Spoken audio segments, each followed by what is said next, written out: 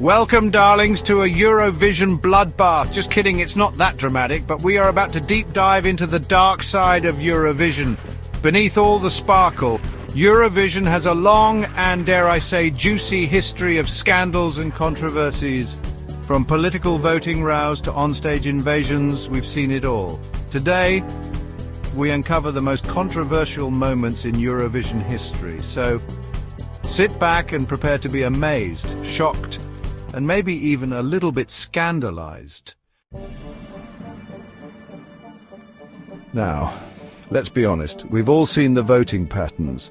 Greece giving Dow's points to Cyprus year after year, Finland and Sweden locked in a Nordic embrace of musical appreciation. Political voting has been the elephant in the room since the very first contest back in 1956. Countries tend to vote for their neighbours, their allies, their historical buddies, but it's not just about geographical alliances, is it? Oh no, my dears, Eurovision voting can get seriously political.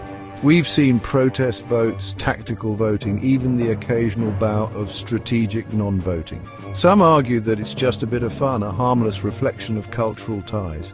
Others say it undermines the integrity of the competition. But one thing's for sure, it always makes for a lively night of speculation and side-eye at the scoreboard. Picture the scene. 1969, the height of the Cold War, and the Eurovision stage is set. But nothing could prepare the audience for the chaos that was about to unfold. 4 countries, Spain, the UK, the Netherlands and France, tied for first place. No tiebreaker rule existed. The following year, a tiebreaker rule was introduced. The legend of the 4-way tie lives on. Fast forward to 2019, and Eurovision found itself at the centre of another storm, this time courtesy of pop royalty itself, Madonna. Expectations were sky high for her guest performance at the grand final in Tel Aviv. This was Madonna, after all, the queen of pop. Surely she would deliver a performance for the ages. Well, she certainly delivered a performance. Whether it was one for the ages is debatable. Dressed as a dominatrix nun hybrid, flanked by dancers in gas masks, Madonna launched into a medley of her hits, including, somewhat bizarrely, Like a Prayer. Viewers were gobsmacked. Social media went into meltdown. Some praised her audacity, others slammed her for disrespecting the spirit of the contest. But the controversy cemented her performance as one of the most talked about and divisive in Eurovision history. Chapter 4, Georgia's Putin problem. Now let's rewind to 2009, when Georgia, bless their cotton socks, decided to make a political statement disguised as a Eurovision entry. Their chosen song, a jaunty little number called We Don't Want to Put In. Subtle, right? From the title alone, you could practically hear the Russian delegation spitting out their borscht in outrage. The EBU decided that the song was in breach of the rules against political content. Georgia was given an ultimatum: change the lyrics or withdraw. In a fit of pique, they chose the latter, leaving Eurovision fans to wonder what might have been.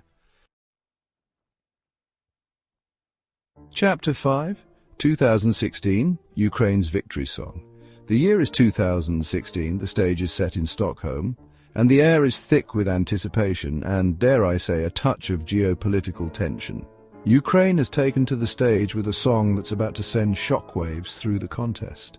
The song is 1944, a haunting ballad sung by the enigmatic Jamala.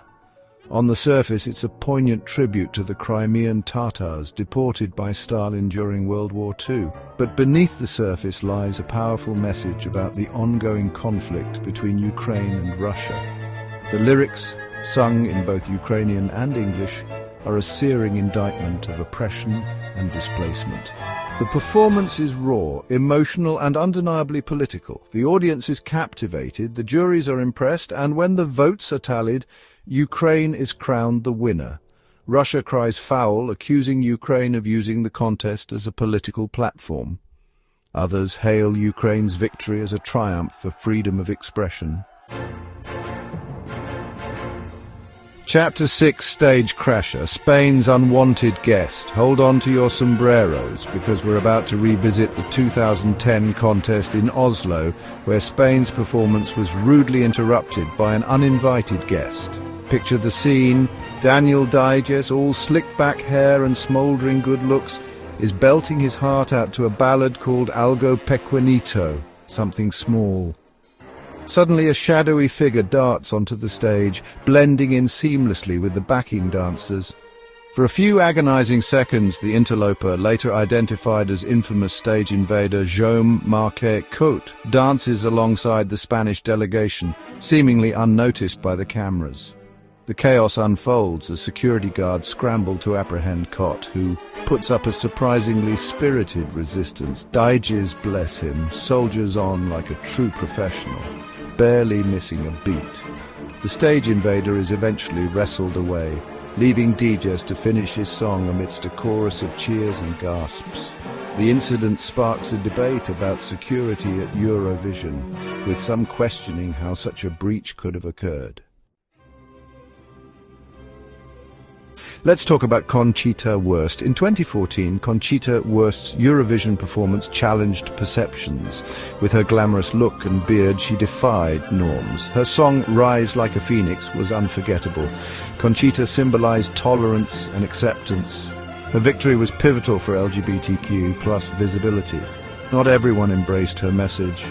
Conservative groups protested. Conchita championed LGBTQ+ rights. Her victory proved music's power for change. Spain. Land of sun, sangria, and apparently questionable Eurovision entries. In 2008, they sent a group called Rodolfo Chiquilicuatre with a song that can only be described as a novelty act gone wrong. The song Baila el Chiqui Chiqui was essentially a parody of reggaeton, complete with nonsensical lyrics, suggestive dance moves, and a frontman who looked like he'd just stumbled out of a cartoon. The song was widely ridiculed, with many accusing Spain of not taking the contest seriously. Despite the criticism, Baila el Chiqui Chiqui became a viral sensation, racking up millions of views on YouTube and even charting in several countries. But when it came to the Eurovision final, the joke fell flat. Now, darlings, let's talk about 2017, the year Eurovision found itself caught in the crossfire of a geopolitical storm. Tensions between Russia and Ukraine had been simmering since Russia's annexation of Crimea in 2014. Russia had chosen Yulia Samoylova, a talented singer who also happened to have a disability, to represent them with a soaring ballad called Flame is Burning. Seems innocent enough, right? But there was a problem. Samoylova had previously performed in Crimea, which, according to Ukraine, violated their laws regarding travel to the disputed territory. Ukraine, understandably miffed, banned Samoylova from entering the country. The EBU, caught in the middle of this political tug-of-war, tried to find a solution. They offered Russia the chance to either select a different artist or allow Samoylova to perform remotely from Russia. In the end, Russia withdrew from Eurovision, leaving a void in the competition and sparking a debate about the role of politics in international events.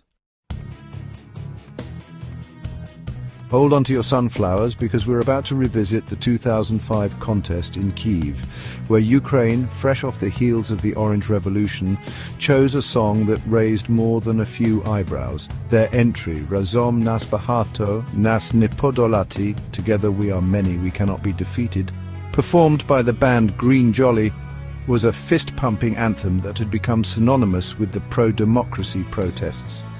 The song sparked controversy from the get-go, with some accusing Ukraine of using Eurovision as a platform for political propaganda. The EBU, ever the sticklers for the rules, demanded that the lyrics be changed to make them less overtly political. Ukraine reluctantly agreed, toning down some of the more inflammatory lines. But even in its revised form, Razom nas bahato remained a powerful symbol of the Orange Revolution.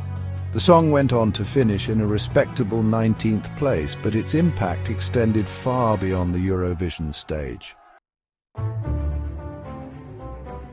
Well, There you have it, darlings. These are just a few of the many controversies that have rocked Eurovision over the years. From political voting scandals to on-stage invasions, we've seen it all. But through it all, Eurovision has endured, its spirit unbroken, its glitter undimmed. Stay tuned for more deep dives into the world of music and entertainment.